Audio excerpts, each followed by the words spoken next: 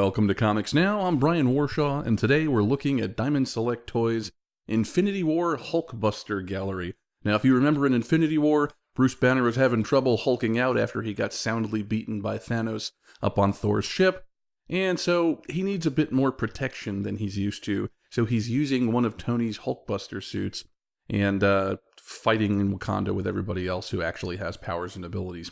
And so this one is interesting. The paint on this one, I'll talk about the paint right up front. The paint I always talk about on the gallery line, sloppy lines, etc., etc., etc. The paint on this one, it doesn't look bad.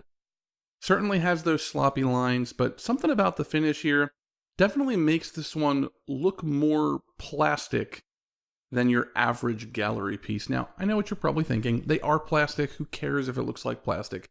That's fine if you like that. One of the things about the gallery line, though, that always makes them seem like such a good value is that when you have different materials, Diamond usually does an excellent job of making those materials look authentic, even though they're just made of plastic and paint.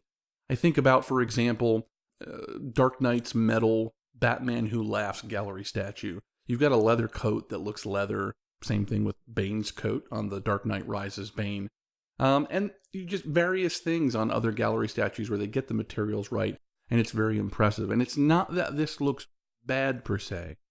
With that out of the way, though, I love the movement implied in the pose. It almost has more of a comic book whimsical feel. There's a bit more of a bend, particularly when you look at the way that the upper body is kind of implied to be moving to Hulkbuster's right, whereas the lower portion of the torso is kind of bearing to the other side. I just think that's kind of neat. It adds a bit of a dynamic feel to this that maybe you couldn't get from a really, really authentic Hulkbuster in the film. Obviously, the aesthetic of the costume does look authentic to the film, which is great, but I kind of like the direction they went with the pose here. It makes it a bit more interesting than just the Hulkbuster standing there, and I kind of like that. The base is really boring.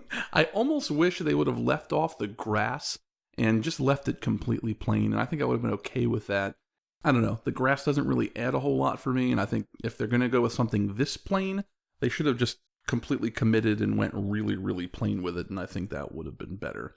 The sculpt is really, really good. There's a lot of really cool molded detail here all over the suit. Now, those areas of molded detail is where some of the most obvious paint shortcomings are visible, but in a lot of the spots, they actually did better with the detail than I expected them to, so that's actually really good, and I appreciate that.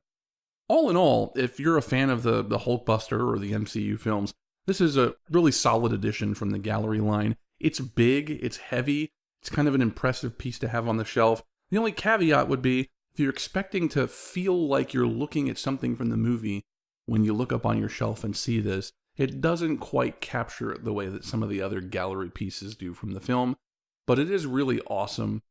And as long as you know what you're getting yourself into and you have the right expectations, then I think you'd be really, really satisfied with this one. Well, that's going to do it for our look at the Hulkbuster from Diamond Select Toys. Until next time, I'm Brian Warshaw.